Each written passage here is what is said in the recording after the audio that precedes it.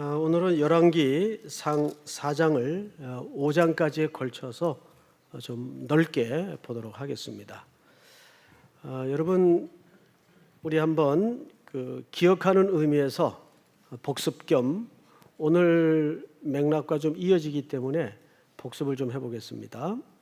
1장은 다윗의 뒤를 이어서 솔로몬이 지명이 되고 우여곡절 끝에 왕 위에 오르게 되죠. 그리고 2장에 들어서서는 궁궐 내의 정적들이 피해 숙청이라는 방식을 통해서 다 제거가 됩니다. 그리고 3장에 들어와서는 솔로몬이 친바로 정책을 펼치면서 왕이 되자마자 바로의 공주와 결혼을 정략적으로 하게 됩니다. 이것이 향후 나라 운명에 굉장히 중요한 질서와 가치관을 무너뜨리게 됩니다. 그리고 결국 그 예고대로 이스라엘과 유다는 각각 시간차를 두고 망하게 되죠. 그리고 이제 이스라엘 백성들은 바벨론에 전부 포로로 붙들려 가게 됩니다. 물론 포로는 그 이후의 역사에 벌어진 일이지만 우리는 지난주 그런 포로들에게 하나님은 한 선지자를 통해서 솔로몬의 재판 이야기를 설치해 놓았어요. 그 재판이 갖는 의미는 야, 솔로몬 대단하다, 명철하다, 똑똑하다, 이것을 드러내기 위한 이야기 기법이 아니고 그 친모의 마음속에 감추어진 하나님의 이스라엘 백성들을 향하는 그 불타는 마음을 설명함으로써 하나님이 능력이 없어서 그들을 포로로 붙들려 가게 한 것도 아니고 전쟁에 무능해서 진 것도 아니라는 것을 설명하는 하나의 이야기를 통한 기법이라고 말씀을 드렸습니다. 이제 오늘은 이스라엘 역사에 가장 영광스러웠던, 가장 영화로웠던 이 시대가 갖는 의미가 뭔가를 우리가 좀 보도록 하죠. 우선 1절을 한번 볼까요? 1절, 4장 1절입니다. 솔로몬 왕이 온 이스라엘의 왕이 되었고 그의 신하들은 이러하니라. 사독의 아들 아사리야는 제사장이요 하면서 쭉 행정조직이 등장을 합니다. 앞을 좀 보십시다. 정권이 바뀌면 행정조직이 다 바뀝니다. 사람만 바뀌는 게 아니고 어떤 조직은 없어져요. 그리고 어떤 조직은 신설이 됩니다. 예를 들면 우리 그 근현대사의 정권의 순서를 쭉 보면 뭐 박정희, 전두환, 노태우 이런 시대는 뭐 환경부 장관 같은 게 없었어요. 그때는 그게 중요한지도 몰랐던 시대니까. 근데 그 이후에는 뭐 환경부 장관, 노동부 장관 이런 직함들이 생성이 되면서 중요한 자리를 차지합니다. 또 여성부 장관, 청와대를 중심으로는 어떻습니까? 어떤 정권은 바뀌자마자 정무수석 자리를 없애버려요. 그런데 대국회를 중시하는 또 정권이 들어서면 정무수석 자리를 신설합니다. 그리고 여러 수석 중에서도 제일 서열을 앞에 두기도 합니다. 자, 이러한 일들이 왜 벌어지는가 하면 정권이 바뀔 때마다 통치 철학이라는 게 있어서 그 철학에 따라 경중이 달라지고 순서가 달라져요. 그리고 폐지되기도 하고 만들어지기도 하고. 우리 솔로몬 왕 앞에 다윗 때는 행정조직이 어땠는가를 한번 비교해 볼 필요가 있어요. 띄워주세요. 사무엘하 8장인데 이때는 다윗의 통치 초기입니다. 스루야의 아들 요압은 군사령관이 되고 하고 직함이 쭉 이어서 등장을 합니다. 그런데 이때는 제일 그 첫 번째 직함이 뭐가 등장합니까? 국방부 장관입니다. 다윗의 통치 말년을 좀 볼까요? 20장을 띄워주세요. 시작. 요압은 이스라엘 온 군대의 지휘관이 되고 여호야다의 아들 브나야는 그렛 사람과 블렛 사람의 지휘관이 되고. 잘 보세요. 통치 말년에도 다윗 시대에는 제일 중요한 직함이 국방부 장관이었어요. 그럴 수밖에 없었던 것이 다윗 시대는 매일이 전쟁이었습니다. 국경이 아직 완전히 정비가 안 된 때고 항상 원수의 세력과 또 내부의 적과 갈등과 음모와 반란이 끊임없이 반복되었던 때입니다.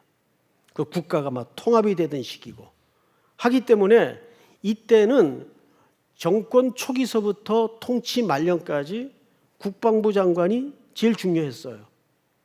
그런데 오늘 솔로몬의 행정조직을 보면 궁궐을 중심으로 행정조직의 첫 번째 직함이 누굽니까? 제사장이에요. 순서가 달라졌죠. 그리고 군사령관은 저 중간쯤 나옵니다. 그만큼 솔로몬 시대는 평화의 시기입니다. 평화. 전쟁이 없던 시기예요. 그리고 7절을 한번 볼까요? 7절. 읽읍시다. 시작. 솔로몬이 또 온 이스라엘의 12지방 관장을 두매 그 사람들이 왕과 왕실을 위하여 양식을 공급하되 각기 1년에 한 달씩 양식을 공급하였으니. 6절까지는 궁궐을 중심으로 한 행정조직이었다면 7절서부터는 전국조직입니다. 전국조직을 12구역으로 나누어서 관장이라는 직함으로 리더들을 하나씩 세워요. 근데 이 사람들을 왜 세우고 이 사람들이 하는 역할이 뭔가를 잘 보세요. 7절 다시 읽습니다. 제가 솔로몬이 또 온 이스라엘의 12지방 관장을 두매 그 사람들이 왕과 왕실을 위하여 양식을 공급하되 각기 1년에 한 달씩 양식을 공급하였으니. 자, 이 조직의 기능, 의미를 한눈에 알 수 있죠.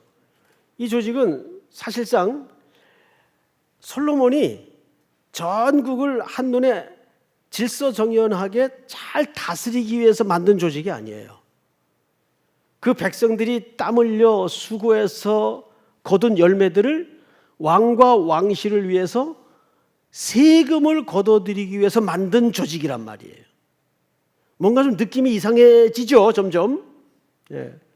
결론은 유보하고 일단 성경의 팩트만 체크해 나가다가 자연히 어떤 결론에 만나게 되는가를 우리가 좀 보십시다. 그러니까 이 조직은 정확하게 매달 12구역이 한 달씩 번갈아 가면서 그 지방의 곡물과 세금들을 거두어서 왕과 왕실을 위하여 실어 나르는 전달자의 역할과 기능을 위해서 만든 조직입니다. 그리고 또 볼까요? 20절. 유다와 이스라엘의 인구가 바다에 모래같이 많게 되매 먹고 마시고 즐거워하였으며. 저를 보실까요? 자, 이 말을 잘 이해하셔야 돼요. 여러분, 바닷가에 모래같이 인구가 많아졌어요. 그런데 앞에 유다와 이스라엘의 인구가 그랬어요. 이때는 아직 나라가 나눠지기도 전인데 왜 유다와 이스라엘로 구분해서 설명을 할까요? 이 기록이 나누어진 이후에 그 훗날 기록했기 때문입니다.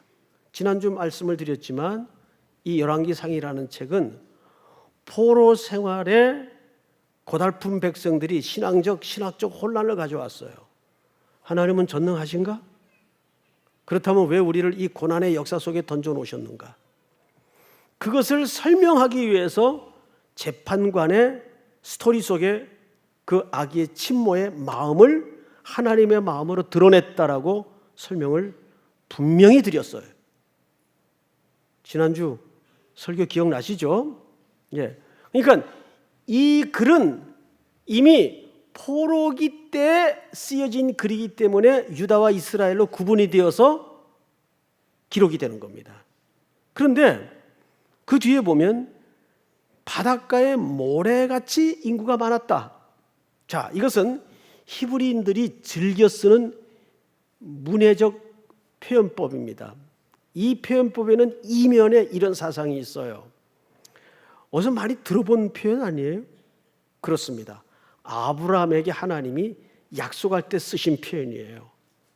아브라함에게 아직 자식이 하나도 없을 때, 나이는 점점 들어갈 때, 인간적인 능력으로 생산하기에는 거의 불가능하게 되었을 때 하나님이 아브라함에게 하신 약속이에요. 창세기 13장서부터 네 자손이 하늘의 별 같겠고 바닷가에 모래 같을 것이다. 이런 표현은 언제만 하시는 표현인가 하면 인간의 계획과 인간의 능력으로는 어떤 문제가 불가능할 때 이 표현을 씁니다. 그렇다면 여러분 생각을 해보세요.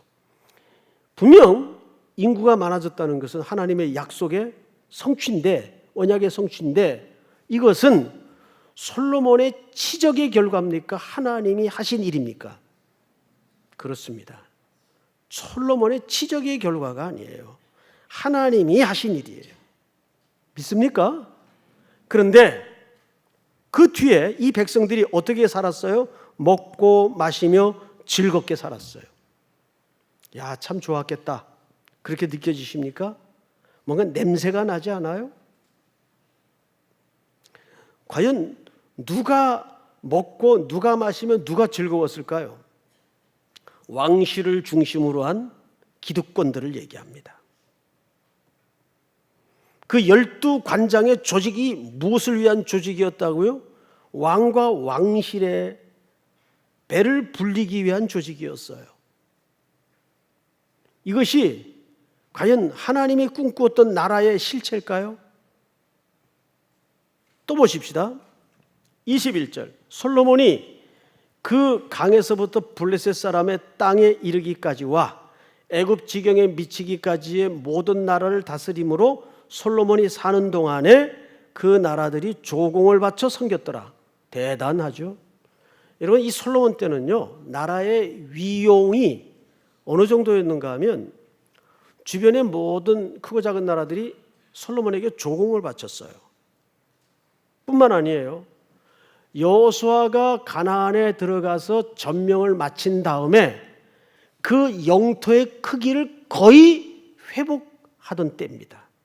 그러니까 대단한 때죠. 그리고 성경을 보십시다. 그 궁궐에서 소비되는 하루 음식 22절. 솔로몬의 하루 음식물은 가는 밀가루가 30고루요, 굵은 밀가루가 60고루요, 살진 소가 10마리요, 초장의 소가 20마리요, 양이 100마리이며 그 외 수사슴과 노루와 암사슴과 살진 새들이었더라. 어떻습니까? 이런 정확한 수치를 일일이 열거하면서 왕궁에서 하루 소비되는 음식의 분량을 오늘날 단위로 환산을 해도 대단할 텐데, 열거했다는 것은 그 나라의 그 영화를 드러내기 위한 걸까요? 뭔가 지금 과도하게 흘러가고 있다는 걸 암시하는 걸까요? 뭔가 지금 이 나라가 과도하게 흘러가고 있다는 걸 암시하는 겁니다. 과거 그 이멜다라는 필리핀에 그 퍼스트 레이디가 있었어요. 그분은 구두만 2,000켤레라 그러던가요? 그런 게 예를 들어서 역사의 자료에 보도되었다 합시다. 네? 오늘날. 그러면 한 1000년 후에 사람들이 그 기록을 보면서 야, 이 여자 잘 살았네. 그럴까요? 이 또라이 아니야? 이럴까요? 이 기록에 그 기록의 수치가 드러내주는 그 문학적 장치의 의미를 여러분들이 생각을 해야 돼요. 그러니까 성경을 읽으면서 이런 걸 흘려 보내서는 안 됩니다. 그리고 또 볼까요? 25절, 24절 솔로몬이 그 강 건너편을 딥사에서부터 가사까지 모두 그 강 건너편의 왕을 모두 다스림으로 그가 사방에 둘린 민족과 평화를 누렸으니. 25절을 한번 같이 읽어볼까요? 시작. 솔로몬이 사는 동안에 유다와 이스라엘이 단에서부터 브엘세바에 이르기까지 각기 포도나무 아래와 무화과 나무 아래에서 평안히 살았더라. 자, 여러분 눈을 성경에 두시고 귀로는 제 음성을 들으십시오. 평화를 누렸고 평안히 살았어요. 이제 앞을 보세요.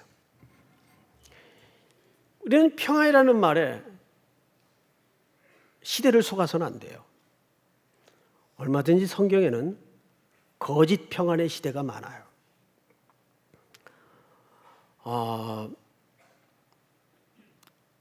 이 솔로몬의 평안의 실체는 뭘까요? 힘이 가져다 준 평안이었어요. 그 증거로 그 다음 절의 문맥에 이런 내용들이 등장을 합니다. 26절 솔로몬의 병거의 말 외양간이 4만이요 마병이 12,000명이며 그 지방 관장들은 각각 자기 맡은 달에 솔로몬 왕과 왕의 상에 참여하는 모든 자를 위하여 먹을 것을 공급하여 부족함이 없게 하였으며. 저를 보세요. 어떻습니까? 여기 마병과 말은 뭐 하는 데 쓰는 겁니까? 전쟁 때 쓰는 거예요. 나라의 힘을 과시하는 하나의 도구들입니다. 이거 다 애굽에서 사들여온 거예요. 솔로몬은 이 모든 정치 통치 행위를 지금 어디 흉내를 내고 있어요? 대제국 애굽을 흉내내고 있습니다. 솔로몬의 이 놀라운 어마어마한 규모의 나라의 살림의 빛깔은 점점 하나님이 원하던 나라와는 거리가 멀어지고 있습니다. 이 열왕기서를 선지자가 쓸 때 어떤 역사 관점을 가지고 썼나를 잘 보셔야 돼요. 신명기적 역사 관점을 썼어요. 그래서 우리는 신명기 17장에 이미 이때를 하나님이 얼마나 무섭게 매섭게 예고했는가를 확인하고 들어갈 필요가 있습니다. 지난주 한번 봤던 본문이지만 오늘 본문을 이해하기 위해서 다시 한번 띄워주세요. 자, 저하고 교독을 합니다. 제가 먼저 읽습니다. 네가 네 하나님 여호와께서 네게 주시는 땅에 이르러 그 땅을 차지하고 거주할 때 만일 우리도 우리 주의 모든 민족들 같이 우리 위에 왕을 세우겠다는 생각이 나거든. 이 무슨 말이에요? 하나님은 아셨어요. 틀림없이 이들은 주변 나라들의 왕 제도를 부러워할 것이고 그 요구가 틀림없이 이 백성들 속에 일어날 것을 하나님은 예측하셨죠. 15절을 볼까요? 반드시 네 하나님 여호와께서 택하신 자를 네 위에 왕으로 세울 것이며 네 위에 왕을 세우려면 네 형제 중에서 한 사람을 할 것이요 네 형제 아닌 타국인을 네 위에 세우지 말 것이며. 이제 다음 절 읽습니다. 시작. 그는 병마를 많이 두지 말 것이요 병마를 많이 얻으려고 그 백성을 애굽으로 돌아가게 하지 말 것이니 이는 여호와께서 너희에게 이르시기를 너희가 이후에는 그 길로 다시 돌아가지 말 것이라 하셨음이며. 17절 시작. 그에게 아내를 많이 두어 그의 마음이 미혹되게 하지 말 것이며 자기를 위하여 은금을 많이 쌓지 말 것이니라. 세 가지를 금했죠. 하나는 말을 많이 두지 말아라. 말은 전쟁용이기 때문이에요. 그래서 말을 싸우다가 포획을 해도 아킬레스건인 뒷발 힘줄을 끊도록 돼 있어요. 왜? 이스라엘이라는 나라는 하나님이 직접 통치하셔서 하나님의 은혜 안에 있을 때만 행복하게 살도록 설계된 나라입니다. 그런데 지금 솔로몬은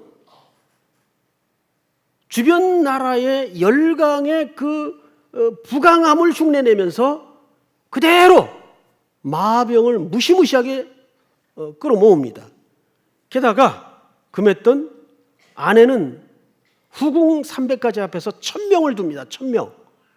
어떻게 살았나 모르겠어요. 은금은 돌멩이처럼 흔하게 굴러다녔다 그랬어요. 그러니 이 솔로몬의 영화 속에 절실함과 하나님의 은혜를 목말라 하는 영적인 허기가 있었겠는가 그 말이에요. 솔로몬의 왕국은 점점점 하나님의 가치가 설계된 나라와는 거리가 멀어지기 시작합니다. 목사님 그거 너무 좀 본문을 비꼰 거 아닙니까? 정말 그럴까요? 그래서 우리는 성경의 전체적인 맥락에서 오늘 본문을 좀 볼 필요가 있는데, 우리 사무엘상 8장을 좀 띄워주세요. 8장. 사무엘이 왕을 요구하는 백성에게 여호와의 모든 말씀을 말하여. 자, 이때가 언젠가 하면 사무엘 선지자가 하나님의 말씀으로 브엘세바에서 단까지 이스라엘을 잘 말씀으로 다스리다가 나이가 점점 들어가요. 그러니까 백성들 사이에서 아름아름 분위기가 일어났는데, 야, 우리도 이제 보이지 않는 신 이런 거 섬기지 말고 주변 나라들처럼 좀 확실한 카리스마와 리더십을 가진 좀 멋진 왕이 우리를 좀 확 이끌어주고 다스려줬으면 좋겠다. 교회도 그래요. 요즘 교회도 강력한 리더십을 가진 담임 목사와. 이 좋아요? 그런 거 해볼까요 한번?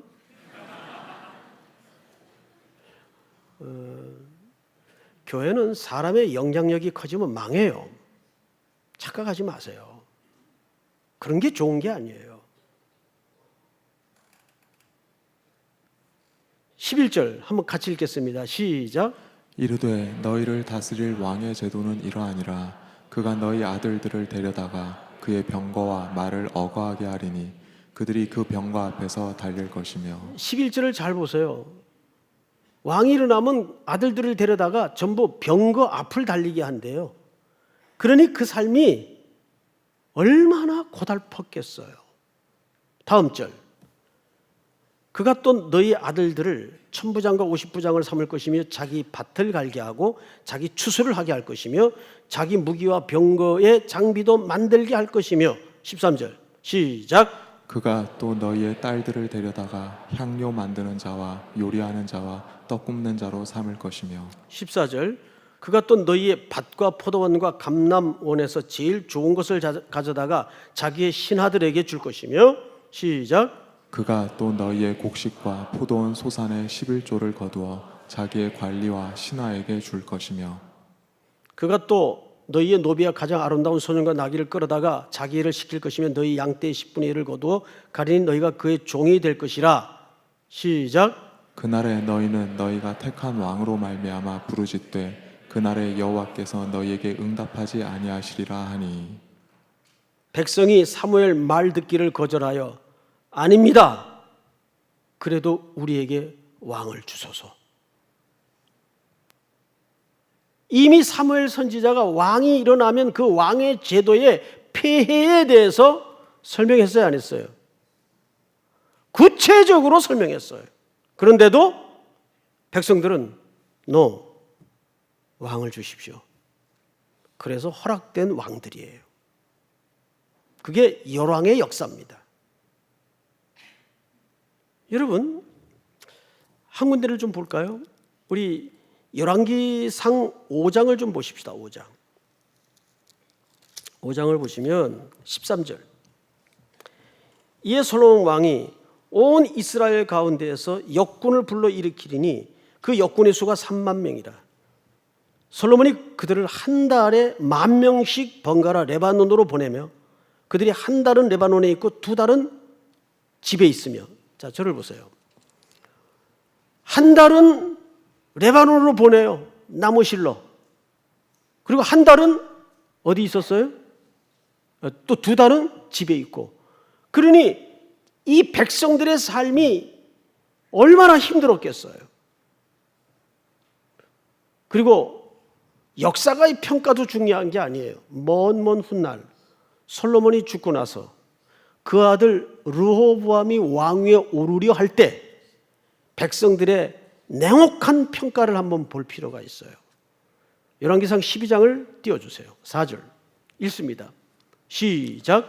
왕의 아버지가 우리의 멍에를 무겁게 하였으나 왕은 이제 왕의 아버지가 우리에게 시킨 고역과 매운 무거운 멍에를 가볍게 하소서. 그리하시면 우리가 왕을 섬기겠나이다. 르호보암이 이제 왕위에 오르는 과정인데 일부 신하들이 와서 얘기하는 겁니다. 왕의 아버지가 우리 멍에를 무겁게 하였으나, 여기 왕의 아버지는 누굴 가리킵니까? 솔로몬이에요. 솔로몬이 우리의 멍에를 무겁게 하였으나, 왕은 이제 왕의 아버지가 우리에게 시킨 고역과 매운 무거운 멍에를 가볍게 해 주십시오. 그리하시면 우리가 왕을 삼겠습니다. 솔로몬이 얼마나 백성들의 삶을 고달프게 했는지, 그 솔로몬의 드러난 영화 속에 감추어진 보이고 싶지 않은 속살이에요. 성경은 그것을 정확하게 설명하고 있습니다. 다음 절 한번 띄워주시겠어요?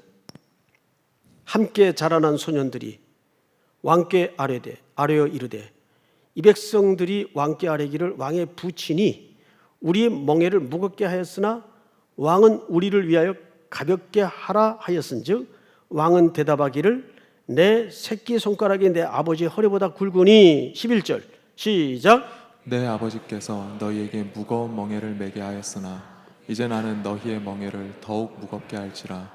내 아버지는 채찍으로 너희를 징계하였으나 나는 정갈 채찍으로 너희를 징계하리라 하소서. 이게 르호보암이 백성들에게 물려줄 메시지예요.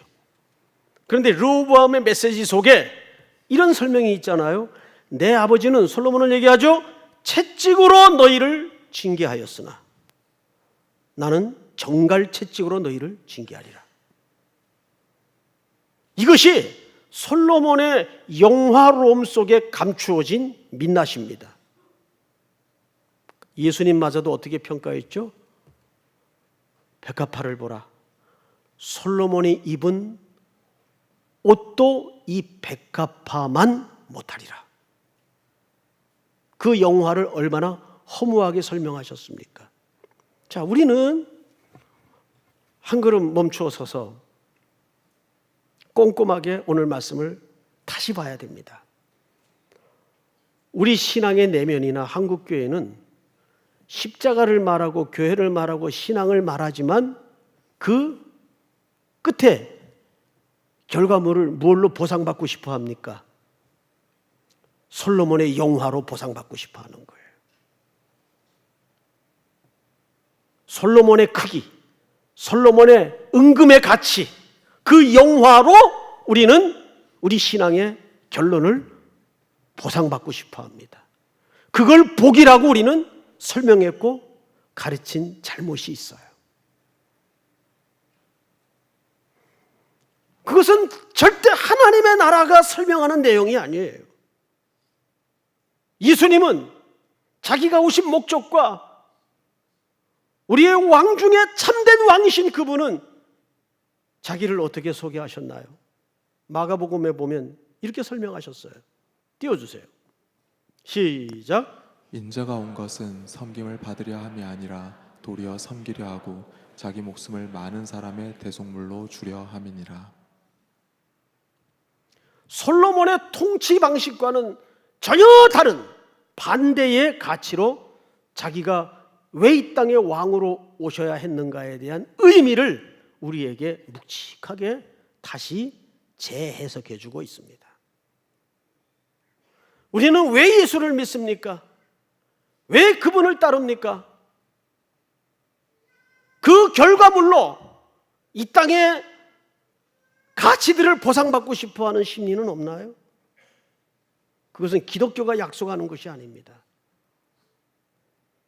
우리는 그 솔로몬의 최고의 영화로운 시대를 잘못 이해해 왔어요.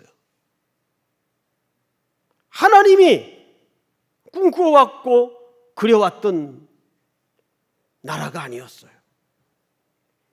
하나님의 계획된 나라와는 점점 어긋나는 왕국의 실체를 우리는 만났습니다.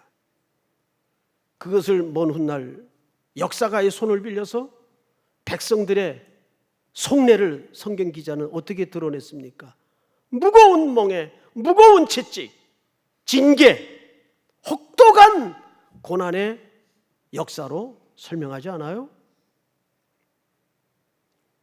그렇게 얻어진 이 세속의 영화와 가치를 마치 기독교가 보장하는 약속인 양 서로 속이고 속는 일을 이제는 멈추어야 합니다. 그것은 교회가 가르칠 내용도 아니고 우리가 목말라 할 내용도 아닙니다. 오늘 여러분들과 마지막 부를 엔딩송 가사 가운데 이런 내용이 있어요. 이 세상 가장 아름다운 순종의 눈물, 온 세상 다시 빛나게 한 생명의 눈물, 그가 이 땅에 오신 이유, 죽어야 살게 되고 져야만 승리하는 놀랍고 영원한 신비, 지으신 그대로 회복시킨 우리의 창조주 그리스도, 십자가의 길로 아버지의 뜻 이루셨네. 그가 이 땅에 오신 이유, 이제 우리에게 맡겨진 그 소망, 그 사랑, 그 생명, 아름답고 눈부신 십자가의 길, 우리가 이 땅에 살아갈 이유, 이것이 주님이 꿈꾸던 나라의 실체였습니다. 사랑하고 사랑하는 우리 사멜의 젊은이들이요, 그리고 사랑하는 성도 여러분, 솔로몬의 영화를 꿈꾸지 마십시다. 가장 숭고한 진리는 한 사람이 빛이 날 때 한 사람은 그늘에 있어야 되는, 그것은 진리가 아닙니다. 만인에게 행복과 만인에게 복된 것이 참된 진리입니다. 솔로몬은 그 영화를 유지하기 위해서 수많은 백성들을 노동과 고역과 채찍으로 몰아넣었습니다. 그것이 그리스도가 꿈꾸던 나라는 아닙니다. 그래서 주님은 이 땅에 십자가의 멍에를 지시기 위해서 오셨고, 그 멍에에 오늘 기꺼이 여러분들을 복되게 초대하고 있는 것입니다. 다 일어나십시다.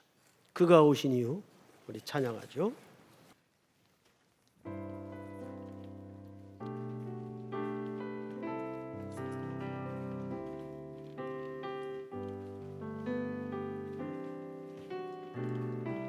세상 가장 아름다운 순종의 눈물,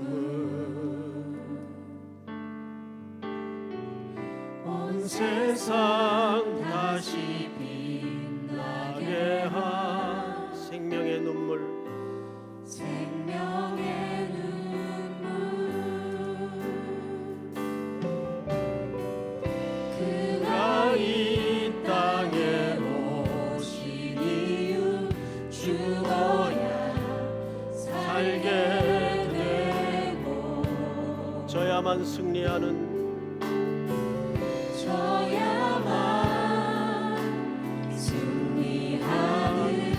놀랍고 영원한 신비,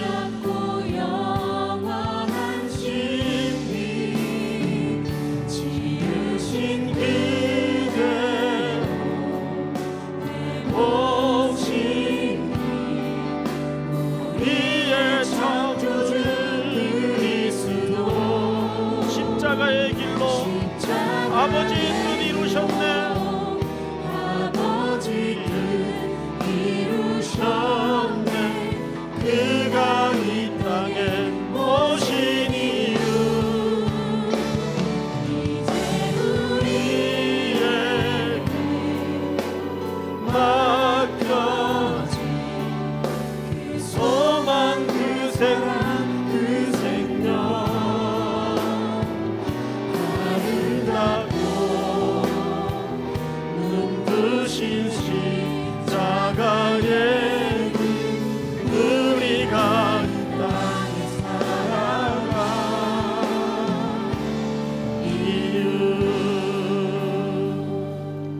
한번 서진 채로 눈을 감고 오늘 주신 말씀을 기억하여 함께 기도했으면 합니다. 먼저는 우리가 왜 신앙생활을 해야 하며 십자가의 도를 따르기로 작정한 진짜 이유가 뭡니까? 도대체 마지막 뭘 보상받고 싶어 하려는 거죠? 그것이 어쩌면 우리 신앙의 실체일 수가 있습니다. 다시 한번 주님이 오신 이유 앞에 대답할 언어를 준비하는 인생이 되게 하여 주시옵소서.